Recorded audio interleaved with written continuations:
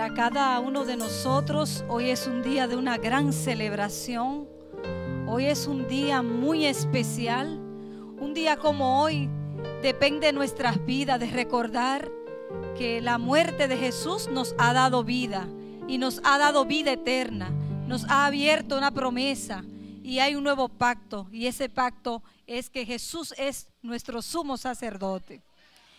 Yo quiero que tengan Biblia, y el que no tenga Biblia puede buscar su teléfono y buscar la Biblia electrónica, y vamos a hablar sobre, vamos a concentrarnos en los versículos de Mateo 27 del 45 al 52. Podemos aquí tener más amplitud, pero vamos a observar parte de lo que fue la crucifixión del Señor en Mateo capítulo 27, donde estuvieron leyendo los versículos del 45 al 52. Vamos a ir leyendo. Yo quiero que ustedes tengan un poco de paciencia. Jesús se merece que no estemos apresurados, que tengamos nuestro tiempo de meditar de lo que fue ese proceso tan doloroso, de lo que Jesucristo sufrió en la cruz del Calvario.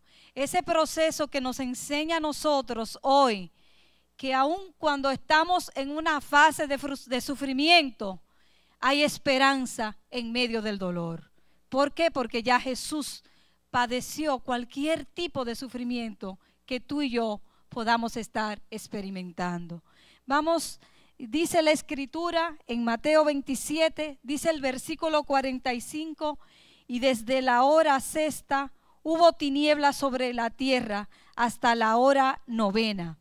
Nosotros entonces vemos que desde muy temprano comenzó todo el procesamiento, todo lo que fue la crucifixión de Jesús, desde las 9 de la mañana. Y el Señor estaba en un momento de su vida donde se sentía solo. Nosotros vemos que en ese instante, hermanos, hubo oscuridad, hubo tinieblas sobre toda la tierra hasta la hora novena, hasta las 3 de la tarde. Si nosotros buscamos en el libro de Amós, capítulo 8,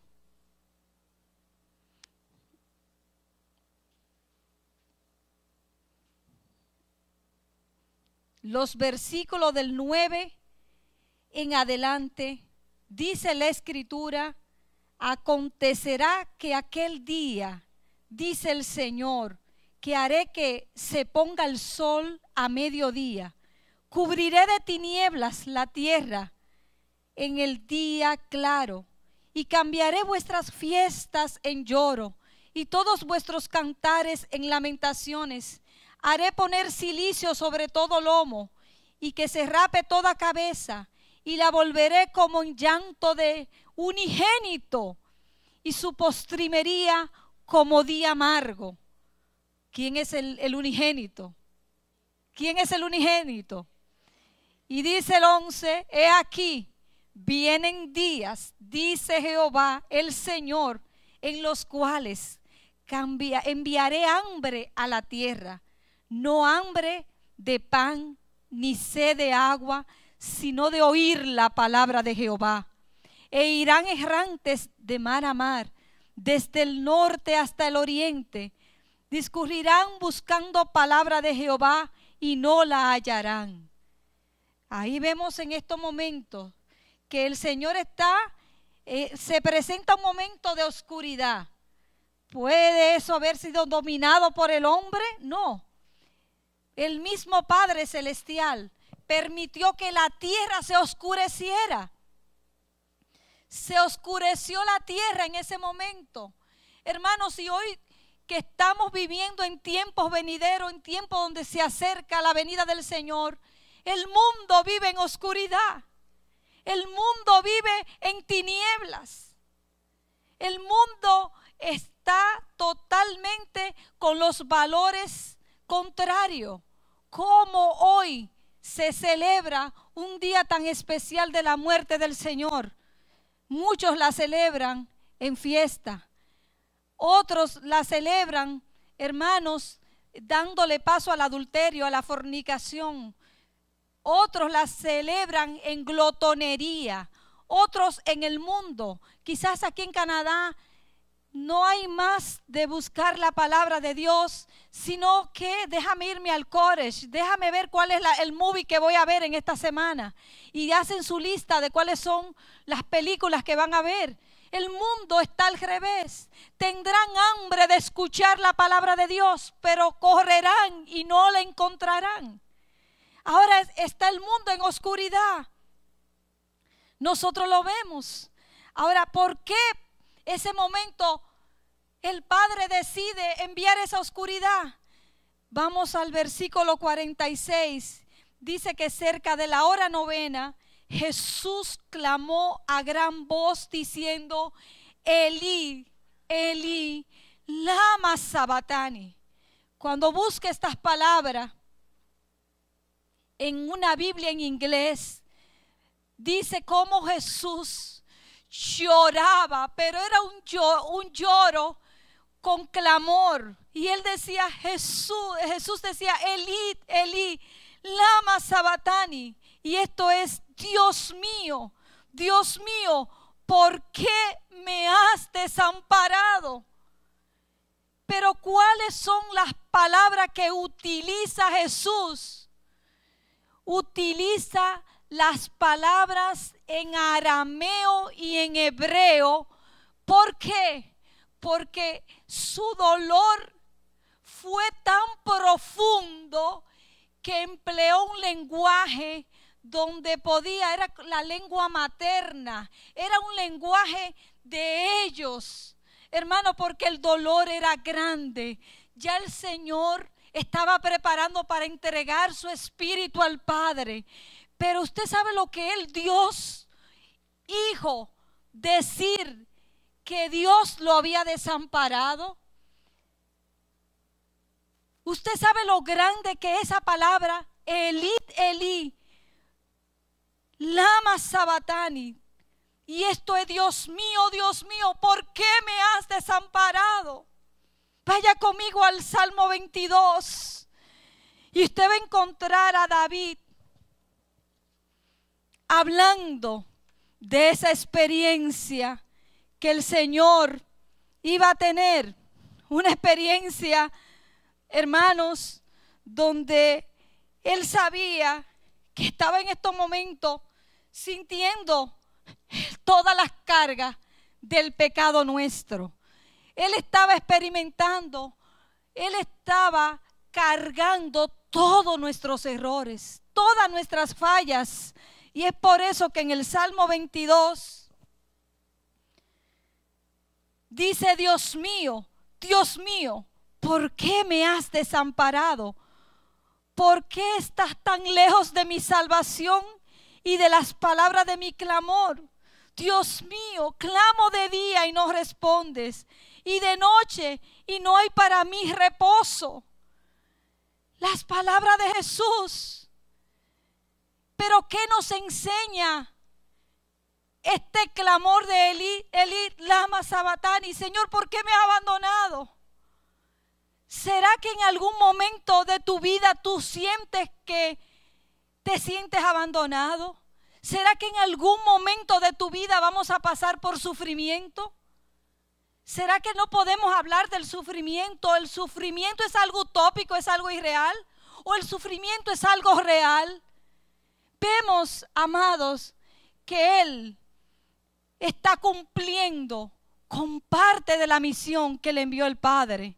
Hermanos, de entregar su vida por cada uno de nosotros, solo por amor. Solo por amor. Usted se imagina una pareja, puede ser sencillo, que eso ni se puede comparar. El amor eterno de Dios es incomparable. Pero cuando una persona puede tener una pareja y se siente que su otra pareja no le ama y le dice: yo te amo, pero tú no me amas. You love me, but you don't love. I love you, but you don't love me. Yo te amo, pero tú no me amas. Pero aquí vemos la obediencia del Señor, la sinceridad del Señor de manifestarse como un Dios encarnado, de manifestar la humanidad. Representa a la humanidad, el sufrimiento del ser humano, porque Él se hizo hombre para entender el dolor tuyo y mío, pero lo hizo por amor, lo hizo simplemente por amor. Pero ese amor, hermanos, implicó burlas, porque usted puede seguir conmigo y dice que algunos de los que estaban allí decían al oírlo: a Elías llama a este. Y al instante corrieron uno de ellos y tomó una esponja y le empapó de vinagre y poniéndola en una caña le dio a beber.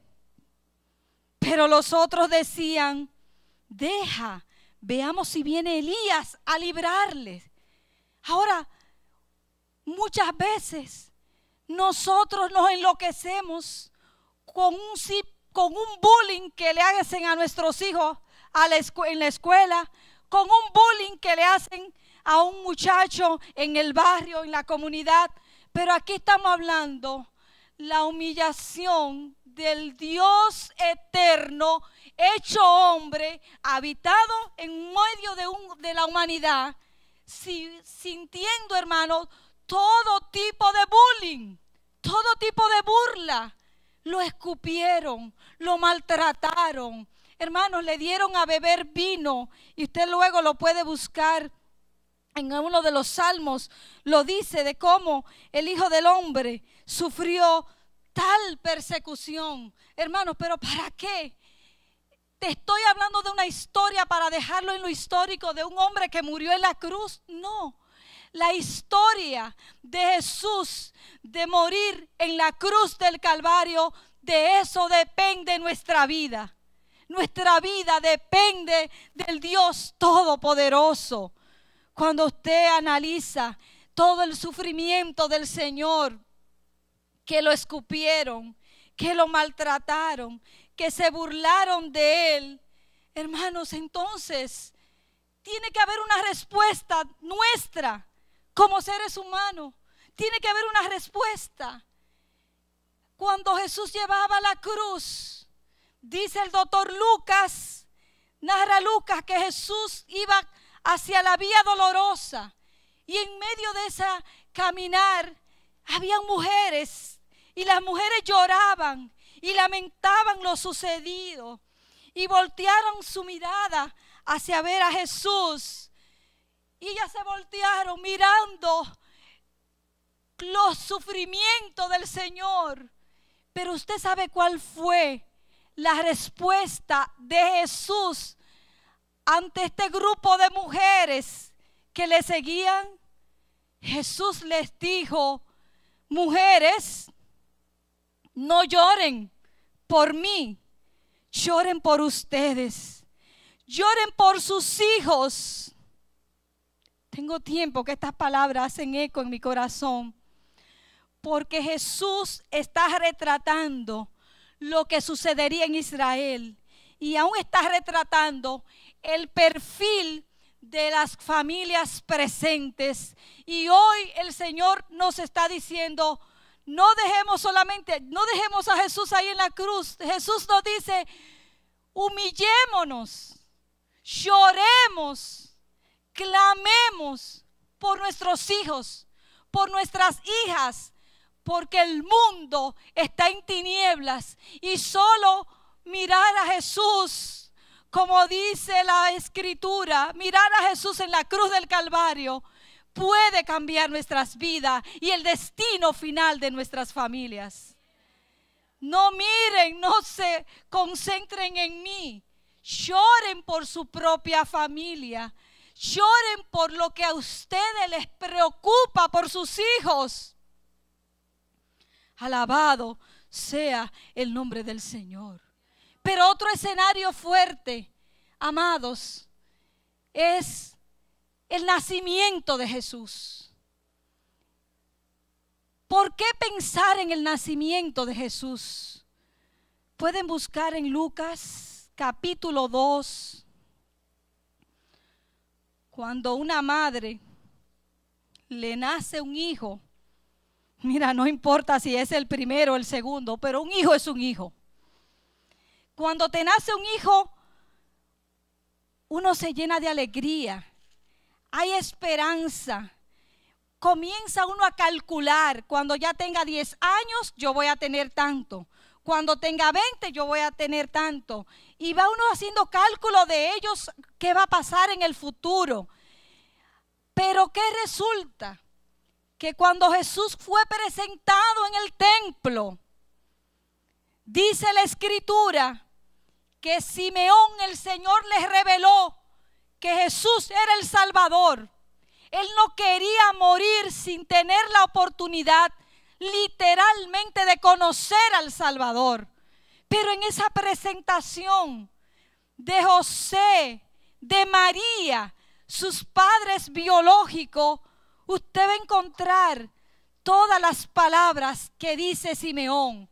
Pero hay unas palabras que tocan mi corazón, que tiene que ver con su nacimiento, pero también con su muerte. ¿Por qué?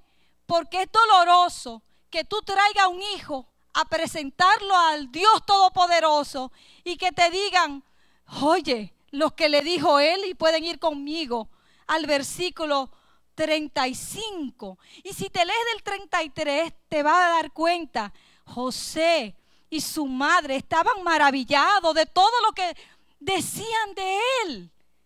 Y los bendijo Simeón y le dijo a su madre María, he aquí, este está puesto para caída y para levantamiento de muchos en Israel, para señal que será contradicha. ¿Por qué contradicha? Porque el mismo pueblo judío participó de la muerte del Señor. No fue excluido. Pero qué doloroso cuando a esta madre que está presentando a su hijo le dice, y una espada traspasará tu misma alma para que sean revelados los pensamientos de muchos corazones. ¿No es algo fuerte, hermanos?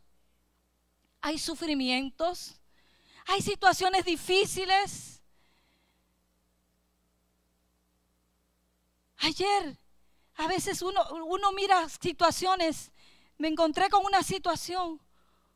Una madre va y lleva a su hija, para su nietecita, para que le arreglen el pelo. Y a veces uno mira a la persona y tú no sabes el problema que trae esa persona. Y dice, oye, qué lindo gesto de una abuelita traer a su niña para que le arreglen el pelo. Pero cuando tú analizas, es una señora que dice, no, mira, mi hija murió en el parto. Y mi hija murió en el parto. Y no me queda otra cosa que atender y darle lo que mi hija le daría a mi nieta. Pero no solamente ahí, cuando tú analices, no, yo estoy en la 4ª etapa ya de un cáncer terminal. Entonces tú mira, mi hermano, que tú crees que muchas veces tu problema es grande, pero cuando tú miras alrededor hay problemas tan grandes y más mayores que lo tuyo. Pero ¿y entonces qué podemos nosotros aprender? La profecía es fuerte. Que a una madre que le va a nacer a un hijo le diga lo que va a pasar es doloroso. Porque una madre prefiere morir primero que sus hijos y llevarlo a través de la historia que sea de una manera generacional. Pero aquí vemos que ya el Señor les estaba revelando lo que sucedería. Jesús fue el Hijo de Dios. Ellos fueron un instrumento que Dios lo usó. Ahora vemos, mi amado, que el Señor está preparándose. Todo el ambiente está, mi hermano, de que es doloroso. Él está sintiendo, mi hermano, lo que es la soledad. Quizás sintió que el Señor lo dejó. Quizás sintió que para terminar su misión, Era doloroso. Hay misiones que tú puedes empezar un proyecto y el proyecto de la salvación se inició desde el mismo Génesis. Se inició aún desde que usted ve estos dos hermanos llevando voluntariamente una ofrenda al Señor. Se inició, amados, viendo que Dios en su misericordia, el hombre cayó de la gracia del Señor, pero ahí mismo vino Jesucristo para restaurar nuestras vidas. Todo la muerte y la crucifixión de Jesús está conectado con lo que es el mundo, la vida, la creación. Usted recuerda cuando el Señor le dijo a Moisés para constituir la cena del Señor y es la Pascua, iba a pasar el ángel de la muerte.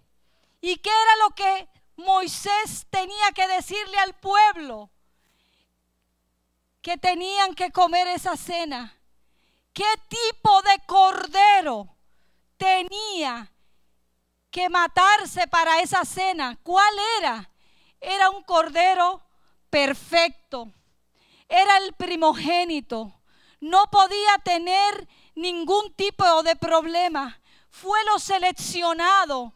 Cuando hubo esa cena, mis hermanos, luego el Señor le dice: pon en los linteles de la puerta esa marca de sangre, para que cuando pase el ángel de la muerte no toque tu casa y el ángel tenga que brincar.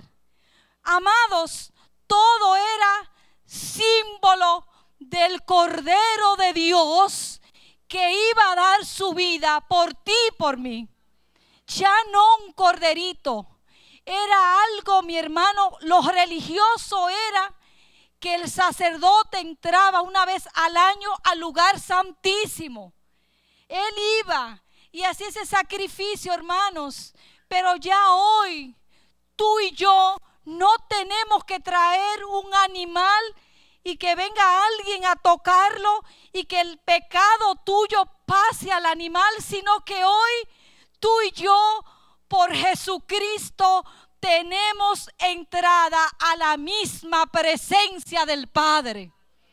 Hoy Él ha abierto un nuevo pacto para que tú y yo estemos, hermanos, contentos, agradecidos de que en Jesucristo se abren nuevas esperanzas, que en Jesucristo tú y yo tenemos vida eterna. Ahora veamos, mis hermanos, mientras esto acontecía, ¿cuál era la actitud del pueblo? ¿Qué decía el pueblo? Pilato se lavó las manos. Y todavía una persona que no quiere asumir ninguna responsabilidad le decimos: no, mira, esa persona se lavó las manos. Pero ¿cuál era la actitud del pueblo con Jesús? La actitud del pueblo era una actitud muy dolorosa, porque había un grupo que decía: crucifícale, crucifícale. Pero más doloroso es en Mateo 27:25, cuando dice que todo el pueblo responde: caiga su sangre sobre nosotros y sobre nuestros hijos. Alabado sea el nombre de Dios. Caiga su sangre sobre nosotros y sobre nuestros hijos. El pueblo judío se responsabilizó de la ejecución de Jesús. Y hasta hoy es un pueblo donde siempre ha habido guerra y sangre. Hay una enseñanza poderosa. Es que hay coherencia en Jesús. Es que esto no es un invento. Tú y yo hoy celebramos un momento de la historia que depende de nuestra vida. Depende de la responsabilidad. ¿Cuál es la respuesta tuya ante el amor eterno ante ese amor sacrificial del Señor. Pero amados, ¿qué ha pasado en Israel? Ha pasado lo que dice la Escritura. Ha pasado de que un pueblo que no cesa, de que haya sangre, de que haya guerras, porque lo dice. Amados, no es fácil, solo quizás por una ignorancia, echarse la culpa de matar a un inocente como lo fue Jesús. Que caiga sobre nosotros la sangre de Jesús. Y entonces, no hay el por qué. ¿Por qué en Israel tantos problemas? Independientemente de que fue la tierra donde Jesús nació, tú y yo podemos encontrar, amados, que es porque ellos despreciaron al dador de la vida. Despreciaron a Jesús. Realmente vino como un cordero, se humilló. En el libro de Filipenses dice que fue hacia lo último. Él bajó a sus niveles más bajos para darnos a entender a nosotros que nosotros tenemos que tomar una acción. Hoy las iglesias pueden llegar las personas, pero no puede ser un simple mensaje de hablar de la crucifixión, porque la crucifixión de Jesús tiene que llevarnos, amados, a una pasión, a volver a tener la pasión. ¿Por qué tú estás aquí en este lugar? ¿Qué niveles de compromiso tiene con Jesús? Aleluya. Podemos repasar: tinieblas, maltrato, clamor. Y decía ahí mismo, como dice en Mateo 26, Señor, que no se haga mi voluntad, sino que se haga la tuya. Y Él es el dechado. Y nosotros hoy hay cosas que no la entendemos. Y podemos nosotros en el momento de no entender algo decir, Señor, que no se haga mi voluntad, sino que se haga la tuya. Grito de angustia, abandono, sintiéndose el Señor, hermanos, que estaba abandonado ahí en la cruz. Bebida dolorosa, vinagre. De inmediato, mi hermano, ¿qué dice la Escritura? Amados, que Jesús expiró. Mas Jesús, habiendo otra vez clamado a gran voz, entregó el Espíritu. Lo entregó. Lo entregó. No importa que le digan, mira, dile a Elías que te baje de esa tumba, de que te baje de la cruz. Pero aquí vemos, mi hermano, que con todo lo que le estaban dando de beber, con todo lo que él sentía, con toda su situación donde él tenía que cumplir esa misión, el versículo 50 dice, más Jesús, habiendo otra vez clamado a gran voz, entregó el Espíritu. Pero yo me pregunto, amados, ¿no va a llegar un momento donde tú y yo, nuestros cuerpos serán desconectados de nuestro espíritu? No habrá un momento donde nosotros, hermanos, vamos a morir. Hay un momento donde todos vamos a morir. Hebreos 9:27 dice, y así como está decretado que los hombres mueran una sola vez y después el juicio, todo lo que estamos aquí, hay una realidad, tendremos que enfrentar sufrimientos. Todo lo que estamos aquí tendremos que enfrentar momentos de dolores. Tenemos que enfrentar donde al menos que Jesús no venga y ya venga el rapto de la iglesia. Pero todos estamos, mi hermano, hay un decreto. Dígame, si usted se aleja de Jesús, usted va a quedarse fijo en este mundo. Pero la oferta que hace Jesús es demasiado buena. Pero ¿qué dice?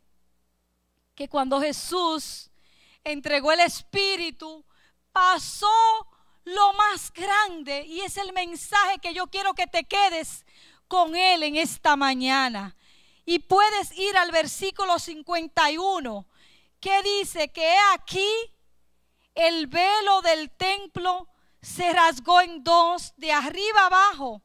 La tierra tembló, las rocas se partieron. Aleluya, porque dice la Escritura que el Señor acababa de cumplir la misión de pagar el precio por tus enfermedades, de pagar el precio por tus errores, de darte la oportunidad de que seas hijo e hija de Dios. ¡Qué regalo tan precioso! ¡Qué regalo tan grande! El velo se abrió en dos, se rasgó en dos. Ya no es solo una persona que va a entrar al templo. Los sacramentos, lo sagrado del templo, el Señor lo convirtió en algo donde todos podamos tener acceso a la presencia de Dios. Aleluya. Y yo quiero, amados, que tú y yo pensemos lo que significa la crucifixión. Y yo quiero que piense un poco, y vamos todos a terminar este mensaje con la reflexión de cuál es mi responsabilidad ante un mensaje de la crucifixión de Jesús. ¿Cuál es mi responsabilidad? ¿Qué tengo yo que hacer? ¿He venido a este lugar de una manera metódica, religiosa, o he venido aquí con un deseo profundo de poder congregarme y experimentar lo que es estar juntos en la presencia de Dios, recordando su muerte, recordando su expiación? Yo quiero que vayamos y en la pantalla vamos a terminar el mensaje, hermanos, en lo que dice el libro de Hebreos, capítulo 10, los versículos del 19 al 25. Do you love me? Then I don't love you. ¿Tú me amas o yo te amo?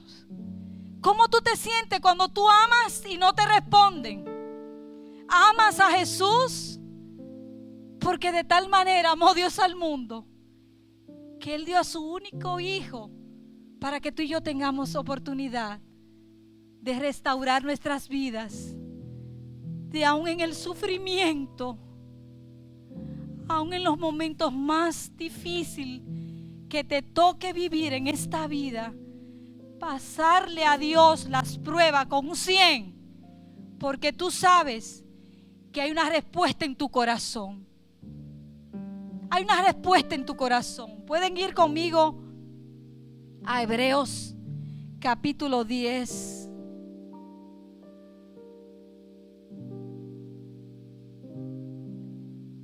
Libertad para entrar al lugar santísimo. Leamos todos en voz alta, sepa o no bien el español. Lo que quiero es que tú y yo no dejemos a Jesús. Jesús, como lo vamos a ver el domingo, la tumba está vacía. Jesús hizo su trabajo por ti y por mí. Jesús es el sumo sacerdote inmutable. Inmutable porque antes había que buscar un sumo sacerdote que moría y había que reemplazarlo por otro. Pero Jesús es el único que no hay que reemplazarlo. Es el único Hijo de Dios, el unigénito. El Padre no tiene otro hijo. Tú y yo no tenemos otro camino más que entender lo que dice el libro de Hebreos. Entender el libro de Hebreos puede entender el mensaje de la cruz. Que ese sacerdote santo, inmutable, y una vez entregado, Él es el único, no hay otro camino. Yo quiero que te pongas de pie y juntos vamos a meditar.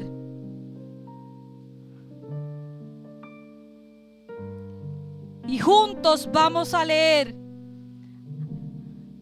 Aleluya. Así que, hermanos, teniendo libertad para entrar en el lugar santísimo por la sangre de Jesucristo, por el camino nuevo y vivo que Él nos abrió a través del velo, esto es su carne.